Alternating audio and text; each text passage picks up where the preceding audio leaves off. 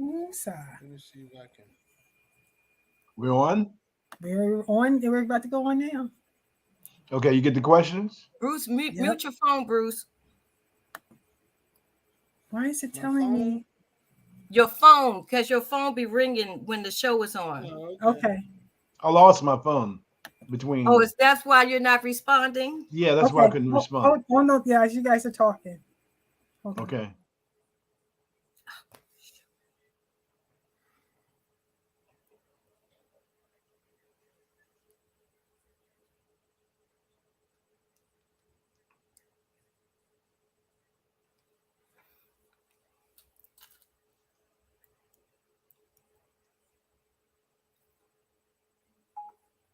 I can't hear you. I Your would mic. like the guests to introduce themselves before we start our discussion. I am Joe Gaskins, chairman of the African American Medical Cannabis Association. I'm Lisa Ellis, business owner, entrepreneur, applicant, former applicant for a medical marijuana license, and a member of the Maryland Business Clergy Partnership. And my name is Bruce Branch, and ditto for me. Okay. All right. So we're gonna start. We're gonna start. We're gonna be discussing recreational and medical cannabis, and we're gonna have another guest coming later on in this discussion. So the first question is, who regulates medical cannabis in the state of Maryland? Anyone can Should I answer? respond? Yeah, I'll respond. That's the Maryland Medical Cannabis Commission. It was created by the General Assembly to basically serve as the entity so that government would be separated from the process. And I'm sure the reason why it was created as a separate entity, one of the reasons was that cannabis is not legal on a federal level. So they did not want to attach it to any of the state government, and also that it's a traditional way that the General Assembly has of dealing with different creations of the governor and of the state of Maryland. They basically give it its own entity, so it will not have so much interference or illegal maneuvering by the Mhm. General Assembly and the governor. Okay. Anyone else want to make a comment or answer? No, I think Joe really covered it all. Okay. The next question, who regulates cannabis if it is approved in November? That's a good question. I'll Question. respond to that since I responded to the other one. I would say that it's a possibility it could come under the same commission, even though there's uh, a difference between the two. The Mhm. first bill, it creates medical cannabis and it allocates a more strict requirement for the product. The second, this time around, it's recreational. So it has no limits in terms of medical or patient responsibility. So it's the jury's still out on how the General Assembly is going to deal with that after it passes. If it passes in Mhm. November, it will go to the General Assembly, and when it goes to the General Assembly, it will then be crafted in a bill, and the bill will then spell out all of those things that who regulates it, and who participates and how they participate. Okay, Mr. Branch. Um, uh, Joe pretty much has covered it all, but I guess the main purpose of our dialogue tonight is to evaluate the fairness and the equity of the system. Mhm. African Americans have been basically shut out of the system, and what I mean by that, processing and growing, get where the major licenses are, and will it be the same in the future as we move forward for the if it is legalized, will we Mhm. still be shut out, or will we receive um, our fair share of licenses? I do believe that um, the person that we're hoping to become governor will be very, very supportive. He's very aware of this issue, and but we're going to have to get major support in the legislature, and many of the people who in the legislature that are African American have not really taken a serious look. That's just my opinion at the consequences, and of course of the great opportunities that lie before us in this field. Okay. Miss Ellis? Question 4 has not been pushed, and as you saw from previous shows with you, that not everyone is up to speed on the benefits or some of the barriers that African Americans have in getting into the industry. With medical marijuana, African Americans had to actually, or minorities in general, had to sue the state to even get additional licenses added for medical. And given we have the third highest arrests and many other incidents of marijuana, we have not addressed yet how to equitably play or put African Americans at the top of the priorities in making sure that we secure these licenses. So with question 4 being on the referendum this November, what I would like to see voters be more engaged or educated rather on how to narrow down the language to secure that we're at the table in an ownership position for recreation. All right, Mr. Elliott. I don't. I mean, you all said basically everything about the process that one could imagine. I don't have anything more to add. Okay. Beyond that, there's not only going to be the bill for the recreational implementation, but Mhm. there's possibilities through a variety of bills, whether it be bills related to expungement, related to tax appropriations, related to health aspects, the zoning. Mhm. In Baltimore City, I'm sure it's going to be a contest like liquor stores. For there's going to be some neighborhoods that would like dispensaries, and there's going to be others that adamantly oppose having dispensaries. So there's going to be bills beyond just the one bill that will have a Mhm. lot of impact on how this is implemented, from where the dispensaries are to who gets the licenses to how the tax money is spent, which is one of the most important aspects. And it's going to be a really, really tough fight. We saw what happened with Senator Carter's legislation last year, which was, I'd argue, is probably some of the best legislation in the country that's been proposed for the impact it would have had in the cottage licenses, in the expungement, in the reparations, in the tax spending, etc. And that bill, I don't even know if it got a hearing. So if that was a fight, we're going to have another fight this year. But I would like to talk with Lisa and Joe about something we've been interfacing with over the past week. That is the potential additions that we're discussing for a hypothetical patient and hospice use bill. So Martin Mitchell is helping with the Sheffield family. They're pushing for the ability uh, for cannabis to be prescribed in hospices and to be used inside of medical facilities. So again, that's a multi-layer bill between the government allowing it, between what money the facilities get or potentially lose out on related to it.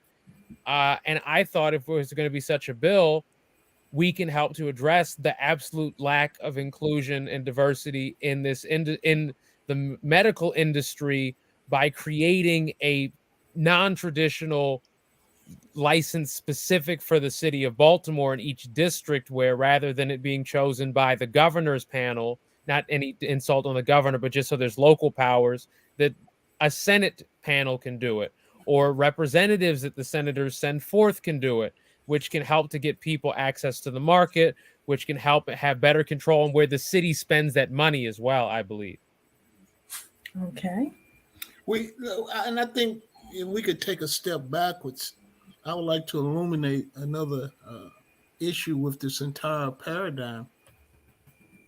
I find it quite interesting that there's been, like, unlike many issues, gambling, which comes to mind, there have not been a lot of TV commercials. There's not been a lot of publicity about this bill, and I think that's Exactly. purposeful. Yeah, I think that's being done on purpose. The major companies that have these licenses do not want to share the market, and as we all know through economics, macroeconomics, that the first one to market usually wins. These people have already had 3 to 4 years head start. 10. So they're not really interested in new competitors. They're not really interested if it becomes legalized, giving up a share of that market. I think what Ms. Elliott said in terms of it going into hospice, I think that still would come under medicinal marijuana. My major concern, and we had this discussion with the chair of the Black Caucus, Darrell Bonds, many times, is that a lot of these licenses uh, we just don't have access to, and there Mhm. has not been a fair playing ground, and that's been my speech. That's been my thought in each time that I've spoken to uh, to the General Assembly. It's just not fair. No matter what, wind energy was another one. It's just not fair. And when is there going to be a sense of fairness um, placed upon new industries that are in our great state? Okay. Okay. Makes me think. Okay, so if a person wanted to know more about question 4, and where would they go? See, that's the Maryland legislator. Okay. It is when they voted in on April 1st to make this a referendum, the burdens of making sure that voters know what they're voting for. What exactly does that mean? I mean, this is going to be legalized for adult use, like liquor stores. Mhm. But there's a lot of input. What Bruce is saying with Joe and other layers that comes, individuals that have been in prison for this expungement. When we're talking about having access to cultivation licenses and creating urban boutiques, there's a drill down of what this actually means to the public, and our legislators that voted to take this to the public should be educating the public, their individual districts, on what exactly this means for the state. Tax dollars, community engagement, ownership, all of the Mhm. above. And you got to remember too, there's another dynamic on this business octopus. Many people grow their own. Maryland is a rural state, so many people. What legislation will be out there to prohibit or to allow the growing of marijuana in the convenience of your home? For Mhm. instance, in the Washington D.C., which I consider to be a very progressive place, you can grow. I think it's up to 2 plants. Have 2 plants in your home. I think you could smoke out on your own property. And then the other people have the, as Lisa said, the boutique shops where you might go in and buy a T-shirt, but you get marijuana along with the T-shirt in DC. So how are we going to Hmm. compete? How you didn't know that, Yeah, huh? I uh, mean, to, how, to to go beyond what Bruce is saying, like it's for all intents and purposes legal for any individual to just sell cannabis in DC. Not even if you have a storefront. They have what people call a Oh, sticker rule. If you provide somebody a sticker in cannabis, that's legal. You just have to provide something besides the cannabis that people are paying for. So I mean, just to be frank, Bruce, from a market that of people that I know, we're not competing. Maryland's medical cannabis is extremely expensive, not just to enter the market, but just relatively speaking. DC has a lot of quantity, along with a lot lower prices, along with just you can get it whether it's in a store, get it delivered, blah blah blah. So oh. what the industry that we've already created is really really inefficient for getting more people in the market, and it has also the reverse effect of the people who are in the market who did not enter with enough capital. They're going to be pushed out because they're going to have to sell because they had loans at just such high interest rates and are not selling high enough, blah, blah, blah. So there's even that impact that I don't really know what the long-term impact is. Lisa, do you know what happens if somebody who has a license, if they go bankrupt, can they transfer it? Do they sell back to the state? Do what's known?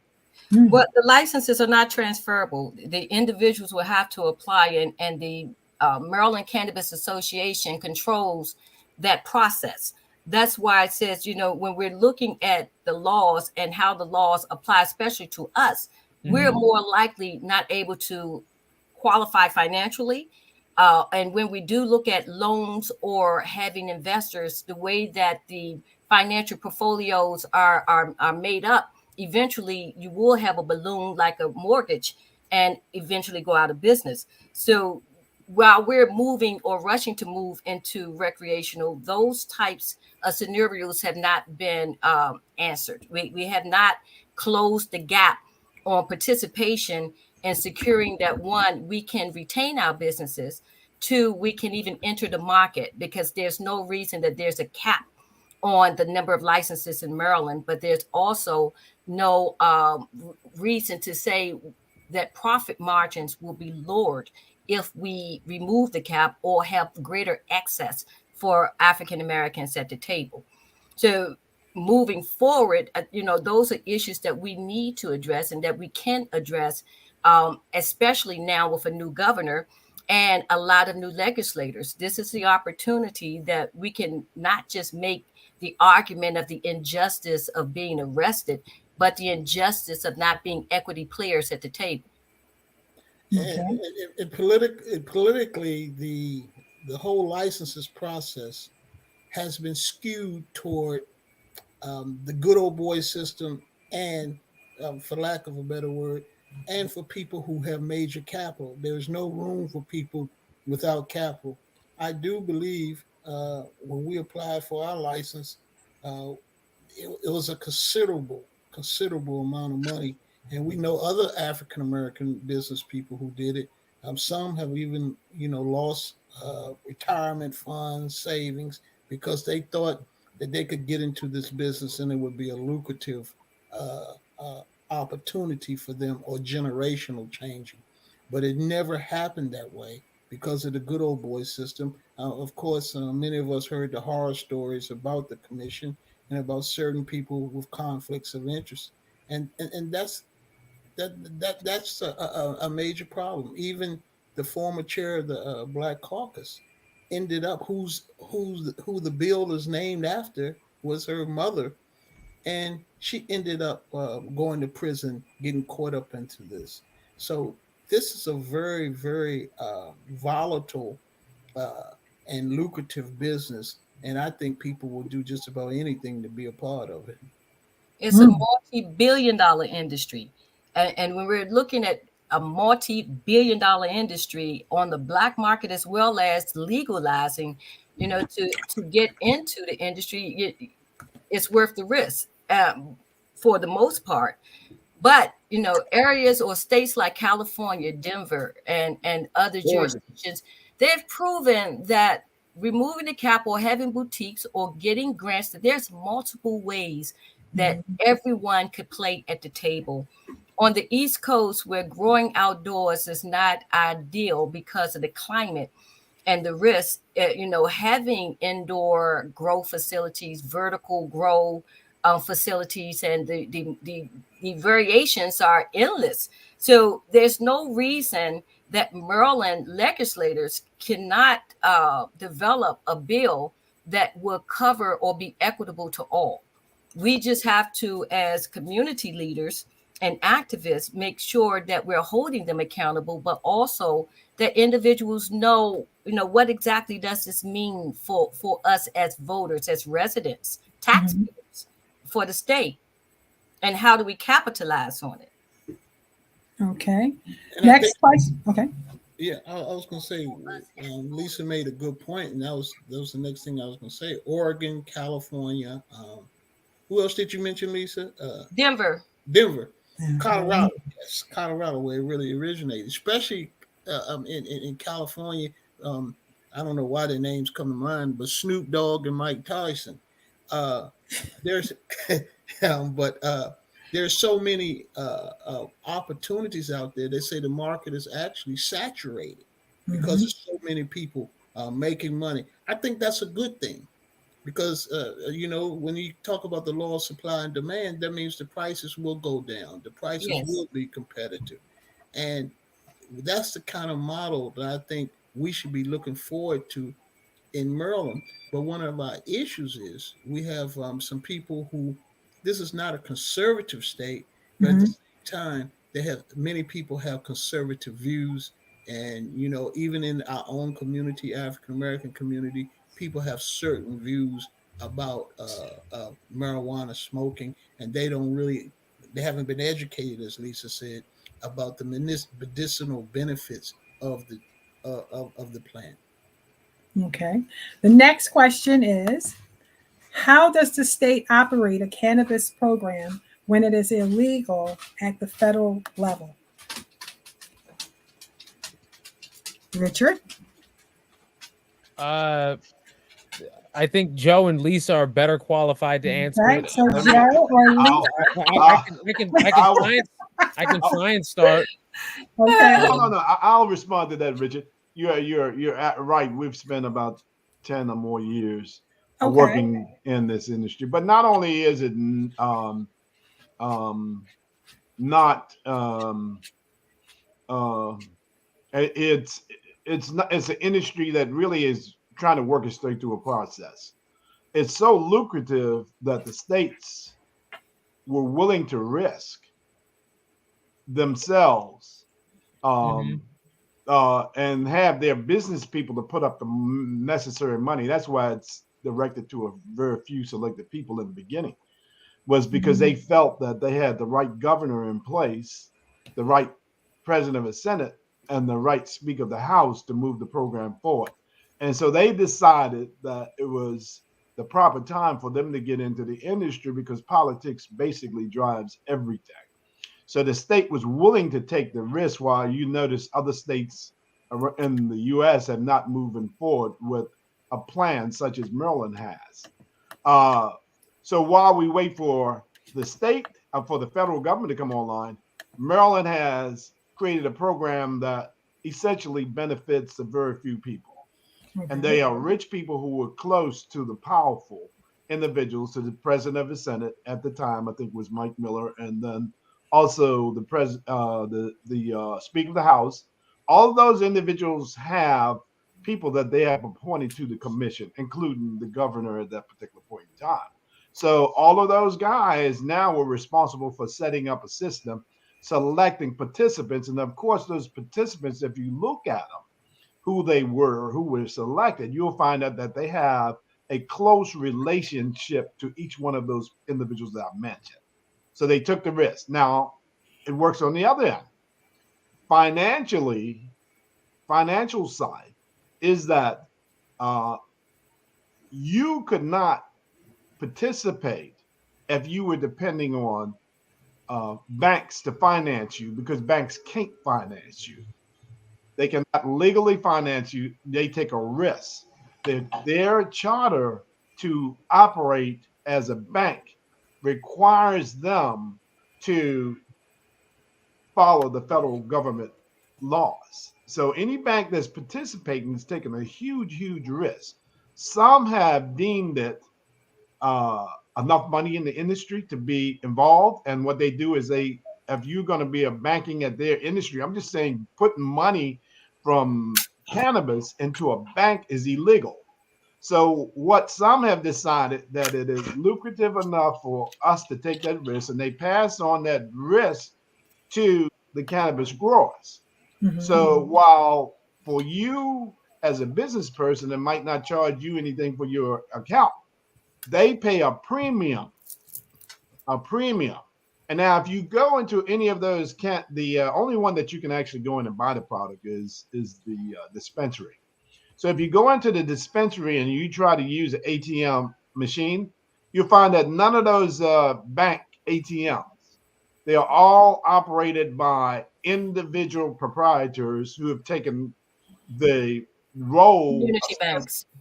Yes, they've taken the role. There's about 3 to 4 banks. We developed a relationship with a bank out of Virginia who was willing to take the risk, and we established a relationship with the president, and it's a state chartered bank. Now, this is a difference. A state chartered bank is not under the auspice of a federal government. So you put your money in there. No, it's not. So you can put your money in there. There is no guarantee if that bank goes out of business that you're guaranteed to, like you are with FDIC, because they don't come in and guarantee your money. You just lose, they lose, but it's lucrative enough for them to take that step to get in the game. So that's what you're up against here. And it becomes a major impediment to minority business people because normally they don't have kind of capital. So when Bruce mentions the names like Snoop Dogg and what did you say, Bruce? Mike Tyson. Mike Tyson. The reason why they can get into the business is because they have cash. They have cash like our large major players in the state of Maryland. They can take their money and they can invest. While a business person like Lisa who applied, or like maybe we've had about 100 people to apply, they can't afford to take that risk. Even though during the last session where we tried to correct differences that affected minority businesses, they couldn't get to the table. A lot of the minority businesses risked money that they really couldn't lose. They put hundreds of $1,000s, like Bruce said earlier, into that application process. Just with the application process alone, it cost one business that I know of over $600,000 of cash that came from pension funds, retirement funds, just to play and to lose, and then to go to court to try to prove that she was discriminated against. Now, everybody at the table here had a minimum. I think the minimum license, every time you submitted an application for a license, it cost you $2,000. Yes. So if you had 3 licenses that you were applying for, that's $6,000. You don't get that money back. So you just lose it. You got 100 firms, the state of Maryland takes that money, and you don't get awarded a license. So it's a very risky process. And if we don't deal with that up front, we all think that, okay, well, this is going to be a fair process. It's going to move forward. It's going to get approved. And now African Americans are going to come to the table. No, you are not. Because if they don't write the regulations properly, then you won't have the necessary cash to invest in this. And it's as Lisa said earlier, it's a very, very tough and competitive business. Now, what Bruce said earlier was that, okay, it might be better if you've got a lot of competitors to a certain degree. If you have a lot of competitors at the table and you put a lot of money getting into the game and they lower your profit margin, they can drive you out of business too.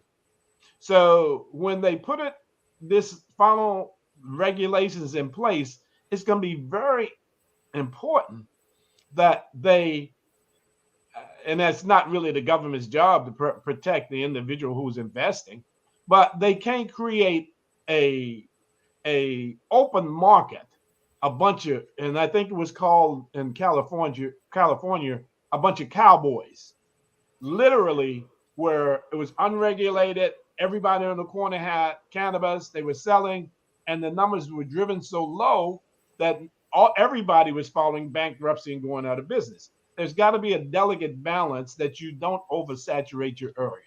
And that's got to be done between a very short period of time from January until April when it gets out to General Assembly. You see, community banks, and going back to how it's financed, community banks and the state can create a fund, as California have done, to help encourage more participation by minorities in it. But it's also the regulations. When the additional licenses, were awarded for minorities was 5 additional licenses. The difference in the scoring was 0.7%.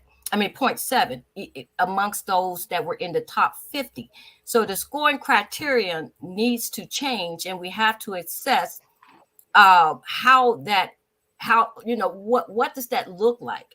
How do we maintain control but also increase participation at the same time? There's another aspect to this, and I haven't heard much from bar associations, but we also have to recognize there are many defense attorneys who make their money out of representing people who get caught. The court system makes a lot of money, and so we've never really evaluated the impact. But not many defense attorneys that I know of have come out in support of the reg, the deregulation of marijuana or decriminalization of marijuana, unless they had a direct stake uh, in one business or another. And so we have to keep that in mind as we. That's a ballot issue that we're looking at this November as well. Maryland is moving to change the Constitution so that the court will become the Supreme Court of Maryland, opposed to and the appellate court will be named differently, giving it more power. So if we are losing in the courts, we have to educate the voters on exactly what's happening, because the language when it appears on the ballot would be so confusing that they won't know what they're voting for. And that's one of the things that where we're losing in the courts. We have to pay attention to the judge process, and we have to pay attention to the language that's being presented to change the Constitution. Okay, so the next question is, what role does the governor, the Maryland General Assembly, Attorney General, and Controller have concerning cannabis? All right. So the governor is going to appoint the Medical Marijuana Commission. Most or all of the members. I would assume that the General Assembly is going to make a similar regulatory body that will probably have majority appointment from the governor, but probably still some appointment from the Senate President and the Speaker. The Attorney General is going to have a lot of a role in, particularly with what Joe was talking about with bank seizures. The more this goes on, the more banks are going to invest in this, and the federal government could just seize the money from one bank or from another bank. That's a situation where the Attorney General might need to step in, obviously also for actually doing the expungements and really crafting all of the language down to the T about how all of this would go. Regarding expungements, are they going to be automatic? When are they going to be applied? Is it just for one case if you simply were charged with possession? Or what if you had possession in another crime? Is it expunged? So a lot of those really important legal questions. And the comptroller is going to have a lot of the regulatory power. Before the comptroller was regulating alcohol, was regulating tobacco, the General Assembly scaled that back. I think that with Learman, the comptroller is going to have some regulation, at the very least, in how the taxing goes, in measuring up how it goes, and hopefully making sure it's spent in an equitable manner. What's important here is we need to remember that Brian Frost was part of the reason, as the Attorney General, that the first 15 licenses were awarded to all white men. Where it was presented in a letter to him, a question that was asked if you could consider geographical location opposed to race in determining who is awarded the license. So the Attorney General will play a critical role in helping to define what Richard is saying for expungement, but also the legality of who can receive the license, the licensing criterion, which is why we had to sue the state to get additional licenses so that race could be a criteria opposed to just geographical location. Okay. On that one, on the Attorney General, I'll just say this. there was a point in time when the Attorney General requested an outside opinion, and the outside opinion, because they were moving in the second award of the license, with putting in parameters which would allow for license to go directly to minority individuals, specifically African Americans. And they did a opinion and sent it to the state's attorney general, and the opinion was this, that said the African American entities would be would be seriously harmed if they move forward with the same plan that they utilized in the first award of licenses. And that was sent to the General Assembly and the governor at that time. But they never moved with a real MBE program or a social program that would address it. They still went forward with a program that didn't follow the opinion of the outside consultant that the Attorney General hired. Wow. Okay.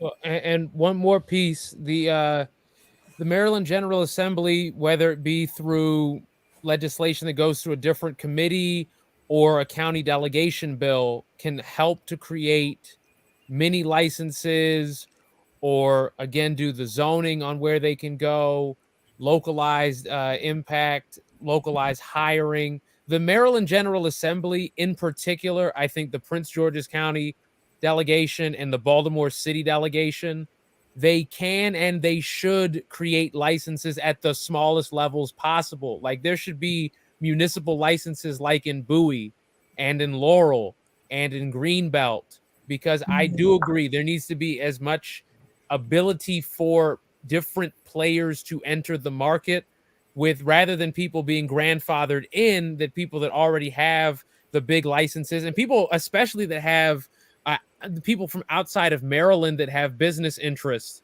in this topic are completely kept out. That's one worry I have in particular for the upcoming several years, that there's going to be more of these like national firms that are pretty much just big pharma, cool big pharma, I guess you could call them, that are just going to go state to state buying this industry up and turning it just into alcohol.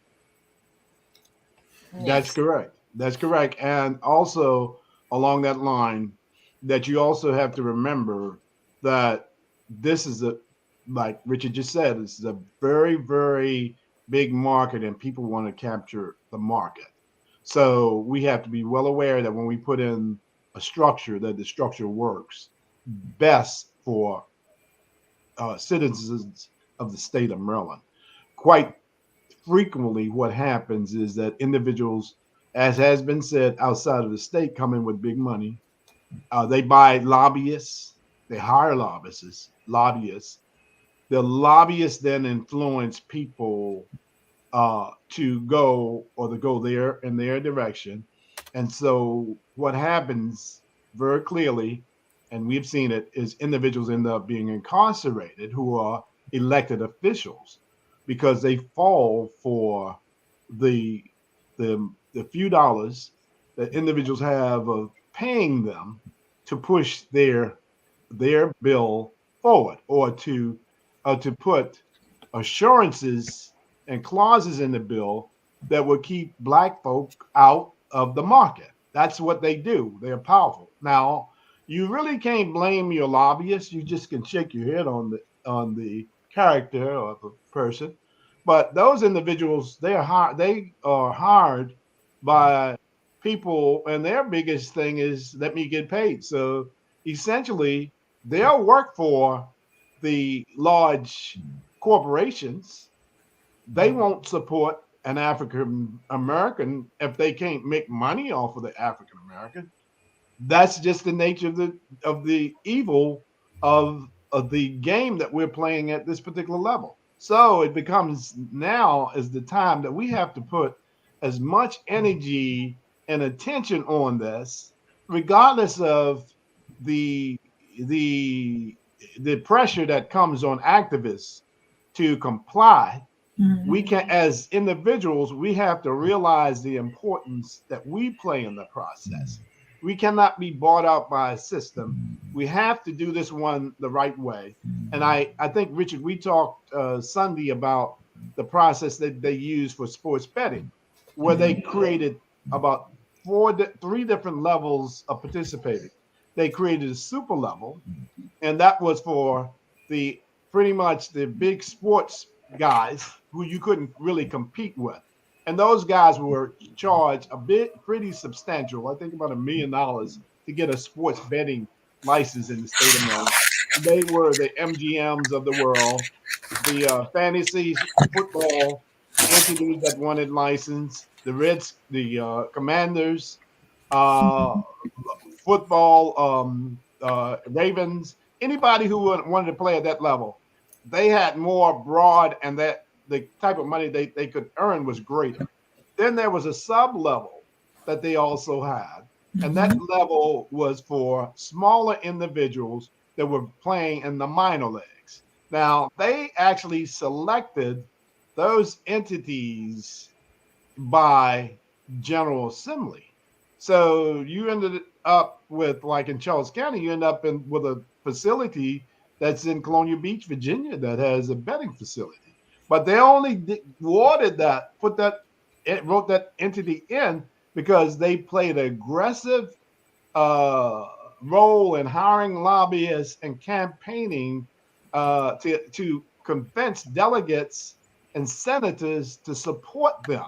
So the owner of that facility played his cards right. The other location in Charles County, they were only supposed to have one, got a license also at a sports facility, but he could not fulfill the requirement. He couldn't raise enough capital. He wasn't strong enough to stay in the game. He didn't see the benefit of him participating. But the Blue Crab Stadium was also in the game. But that was the second level. Individuals who couldn't compete against the Redskins and the Commanders and those guys who were playing at the top level. And then there was another level which allowed you to get in the game at about, I think, between 50 to 100,000. These are for bar owners. So if I've got a bar that I want to participate, then I can pay the state $50,000, and they'll allow me to do sports betting at my particular bar, and I can make money, and I can do it from my mobile app, which is how they structured, or I can do it from my facility. How they do their lottery when you sit back and you sit in those places and you play those games. That's what they do, and therefore they have put a structure into place that made more sense than what's being proposed. They never even thought about this on a cannabis level. And I think, Richard, we also took it another level that you added in the nonprofit or the community organization structure in the community. I like that, yes, that they have an ability to own it. Yes. And that's where pretty much nonprofits or community organizations can now participate. They will not be given maybe not even the $50,000, but they will be allowed to grow. But you then put those individuals come in at a lower level. And the way the state will probably do that is because their revenue generator is not going to be as much as the other locations, so they can't tax you as much. They would probably do that and limit you to the amount of market share that you can actually get. Okay, so when you said nonprofits can enter this market or enter in the process, aren't they considered federal programs? Yeah. Are they getting exemptions from the federal government? They would have to seek, and Bruce can tell you more about which nonprofit can do what. The types of nonprofits. See, one of the things. 501c3 or go ahead. I'm sorry, Joe. Go ahead. Oh, no, you're okay. Go ahead. When you're looking at cannabis as a whole, there's a lot of research that actually that still needs to happen. Maryland is a bio research state, And we should not limit our thinking to just smoking flower. There's a lot of medicinal benefits as well as economic growth that can take place through research and analysis. So to look at nonprofits and how they play at the table or can play at the table, you have research or what's called think tanks as nonprofits that could just conduct studies. There's many different ways that you can approach the industry that doesn't have to be at a dispensary level. A vertical alignment, which will allow you to cultivate, research what you're cultivating, and then create product lines for distribution through your process centers that could go to your dispensaries. So we have to, we're a thinking state. We're a state that's based off of technology and science, and we should be able to tap into that strength in this particular industry through our nonprofits. And I like to support what she says. There's a lot more jobs than just selling the stuff. There's a bigger industry there. You need farmers, you need chemists, and that sort of thing. But I also would think they would not look at this with a slanted eye, simply because, as you know, you have a nonprofit that you can get a temporary liquor license. Why wouldn't you be able to get? Okay. I understand what you're saying. Okay. Why wouldn't you be able to get a temporary gambling license or a temporary growing license for specific events? That would seem to be in line with your status as a nonprofit. The other thing is, as Lisa said, we're going to have to think out of the box. We always say that Maryland is a leader. Now's the opportunity for them to show that they truly are a leader when it comes to intellectual capital. And I added the community associations with the stipulation that, like, in your kind of review process, you have to show where the money's going, because I wrote this bill, or wrote with this proposed additions to a bill for Baltimore City, with each district getting a certain number of licenses. Now, I can think there's some community associations that would love nothing more than having 5 dispensaries, all of them for the whole district in their one community. And with the certain way that the bill's written, that could get that particular community a lot of economic benefits. That would keep other communities from getting it. So if you have where a community association can do it rather than just an individual, it lets people pool their money easier. It helps to move that resource around the city to be more equitable and to actually affect more people. And then it gives it an additional means of returning revenue. If you have a community association doing that, it makes it a lot easier for them to, purchase property, invest in the residents, and do other things for them. So like Lisa said, having nonprofits or community associations being able to access that market creates another way that people can pool the money to actually do it, and to give people another means of in that market of trying to do just new stuff. Okay. It's going to be legal at the federal level. It's just a matter of time. Right. You have more states coming on board, and to really be in front of this is where we should be thinking right now. To go from our HBCUs to our community organizations that can focus in on teaching cultivations to our young people in urban districts, to be able to control what that looks like. Why does marijuana work better than opioids for depression, for Alzheimer's, for cancer? There's many benefits. And then looking at the recreational side, you have a liquor board in place. Why can't we develop boards for cannabis boards that would basically be able to scale and determine who should be awarded license in their own communities? I agree. Yeah, like right now at College Park, somebody sent me a picture. There's probably the largest cannabis farm in the state of Maryland is on some agricultural land at College Park. It's going to be legal. It's already here. It's already being grown in huge capacities, mostly by sheriffs that happen to be Hogan donors. we need to expand the market in an equitable way. Okay, so there are dispensaries existing in the city. I mean, there is one in Fells Point. There's one on 29th Street, West 29th Street. There's one on Broadway. So how were these people able to get in? I think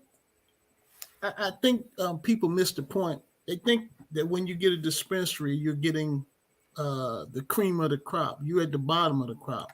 Okay. It would be analogous to the guy who stands on the corner and sells drugs, whereas there's some other guy, the big guy, who goes around and determines who gets the best product, who gets who gets everything, who's allowed to sell that product. And one of the prohibitive points of a dispensary is that you're at the beckoning call of some grower or of some processor who decides whether or not you get the product that you need to sustain your business. And there's not a major business, you know. Someone told me, I don't know what the right figure is, but the net on a dispensary is only like $100 to $200,000. And there was a point in Montgomery County when certain dispensaries couldn't get product because the people wouldn't sell to them. They had their favorites who they sold to. And so that's a major consideration as well.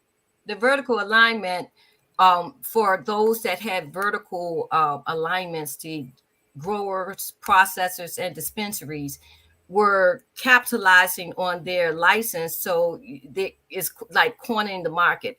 My dispensary, my processing plant will profit more if you don't have access to marijuana. So increasing the number of growers, increasing the number of processors is a benefit to the marketplace opposed to not, and when we're looking at that diversity across the board, we also are looking at the control factors. Liquor stores, the dispensaries in the legislation cannot operate in just any communities. There's laws like liquor stores cannot just be next to a school. So we have to look at, when we're talking about dispensaries, locations, the proximity to children. It's a lot of regulations surrounding it. So not all communities will qualify, especially in urban districts. Not all communities will qualify for having processors, growers, or dispensaries in their communities with the way the current legislation is written. Okay. The next question is, what is the history of African American businesses participating in the ownership of growing, processing, and dispensaries within the state of Maryland? Slave history. Literally, that's the whole point that we were talking about with the Attorney General. When marijuana was introduced to voters of Maryland, it was introduced as this, like the lottery, is going to help us, our economy, medically. You have a lot of individuals that was addicted to opioids. I myself was in a car accident and was prescribed opioids and had a totally adverse effect. It was totally negative. But taking small amount of marijuana decreased my dependency on opioids, brought me back to a healthier state. And I was able to salvage my business and get back into being an active participant in life, opposed to opioids that was killing me. So when we're looking at the benefits and how individuals intentionally locked out Black people from gaining access, it was evident in the laws that the Attorney General, the letter that the Attorney General wrote, that basically says that no, you cannot put a race-based program in place, that you have to do geographical. There's laws that literally the initial 15 white men made sure that they lobbied to protect, to keep the lockout of African Americans, even though we were the most egregiously affected. Maryland has a history of making excuses for keeping Black people out of major industries that come. Gaming, offshore wind energy, and marijuana are just examples of what needs to change and how we need to move forward to secure that we can stop such practices. Okay. Richard? Can't hear you, Richard. Can't hear you, Richard. Lisa and Joe are such experts. I have nothing I need to add. Okay. How about you, Mr. Branch? I think we've pretty much covered everything that we could possibly cover. I would just like to encourage all of your viewers to come out and vote Mhm. uh, for this legislation, and as we attempt once again to break down a barrier in our economic system. Okay. So this is one of the next to last questions. What are the barriers to participating as African Americans in this market? Capital Money. politics. Money, capitalizing the business. I mean, the industry is capitalization is key. Putting money into it.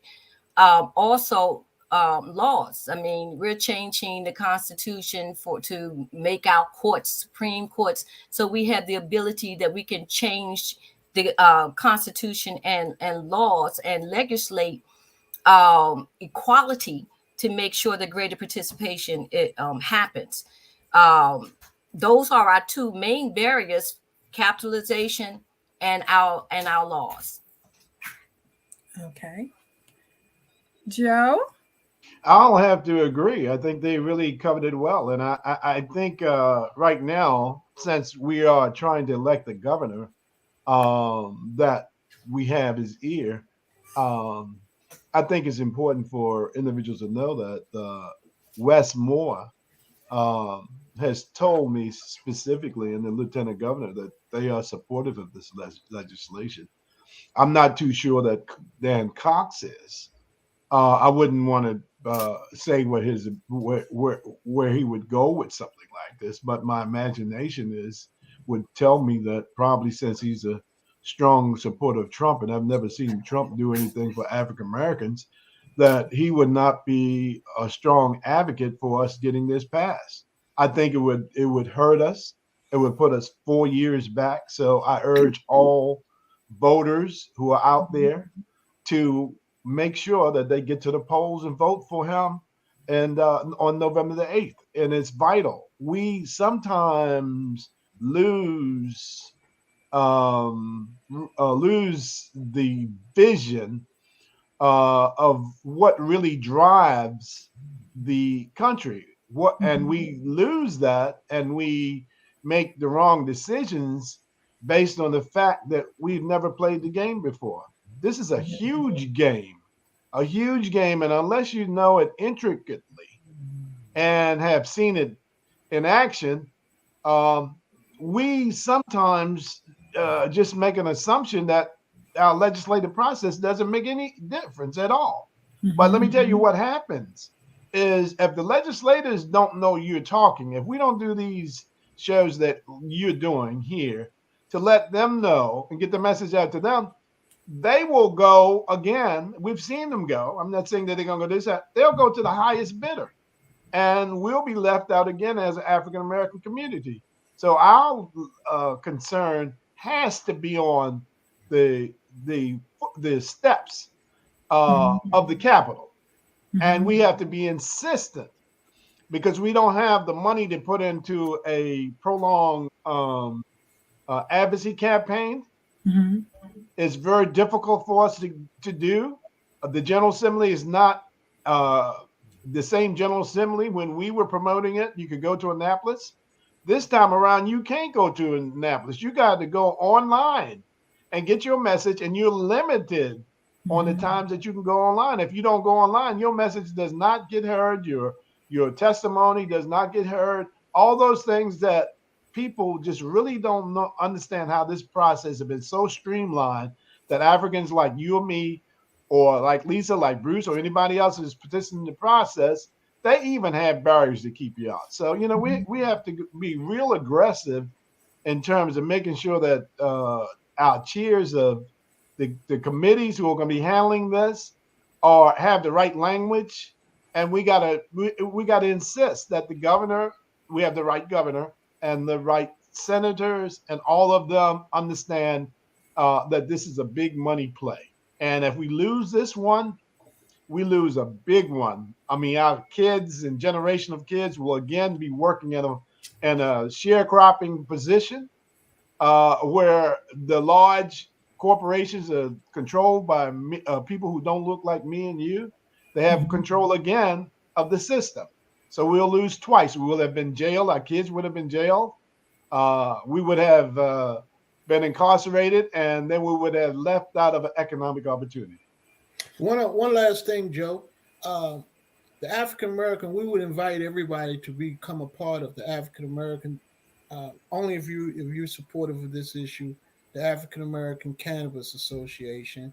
We know that there are a lot of grassroots people who want to get involved, who want to own dispensaries, who want to play in the game.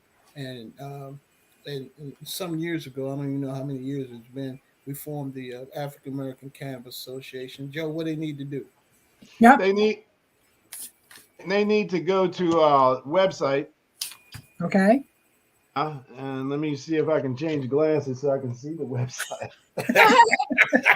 It's aacma.com. Okay, you What got is it again? What is it? aacma.com. AACMA.com. Yes. No, AAMCA. No, Lisa, www.aamca-usa.com. yeah, You- right. Let's try it again. AAMCA-usa.com. Okay. We'll Now, put see, that. Joe, if you had your cannabis intake, you would be My able vision would have been better. Okay. So what one of the things that we in ending with, we have a new governor, whoever that may be, that's going to be take this oath in January. What we need to be prepared with is our legislative agenda, that will have this at the top of our legislative agenda, along with housing, to demand that the language of inclusion and drill down to what exactly that means are in place.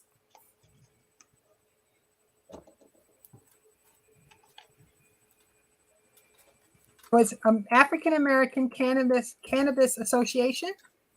African American Medical Cannabis Association. Medical. Yes. Okay, so okay. And also, let me leave a telephone number too as well for those who are listening. You can feel free to call 240-286-8567. That's another way to reach us. Okay. Now the last question, while I'm putting this up on the for those to see, what are the laws that are being proposed in legislation session right now, or are going to be? We have not, and they have kind of held this close to their chest. They've been very guarded on what they're creating, but I have had an opportunity to converse with the new person who's going to be handling this, C.T. Wilson. He's the chairman of the powerful Economic Matters Committee. I think it's Economic Matters. Is that the right one? Mm-hmm. Appropriations. I'm sorry. Appropriations. And so that's going to be up to him. And he has told me that he's working on this, and it's going to be a bill that's going to make sure it corrects all the prior discriminatory legislation that was created before. And we are going to reach out to him for a meeting with him. But also, we're already working with the lieutenant governor. If the lieutenant governor is Aruna Miller, she's well aware. She's already supportive of what we're proposing to do. So, however, I think we're in much good hands if our voters get out and make sure that she becomes the next lieutenant governor, along with West Governor as governor. But those are the impactful ways that we've found. You won't win this case in court. Not at all. See, what happens is very similar to what's happened on the federal level, is that when leaders, and that's the president and that's the governor on the state level, get in, they stack the courts in their favor. So if there's a lawsuit, and we've seen it happen this time, that African Americans are challenging any discriminatory practice, it gets stirred to this judge who's a Republican judge in Annapolis. Every case that we've came up with goes and guess what we have gotten? We've gotten a decision that didn't turn out to be favorable for the African American company. And so we got to remind ourselves while we're playing this game on a federal level in our court systems, that's detrimental to African Americans, even the right to vote. We're also getting it at a state level too. So we got to be aware of what we do when we select certain people and put them in place, these powerful positions. It's not just the governor, it's also your court system.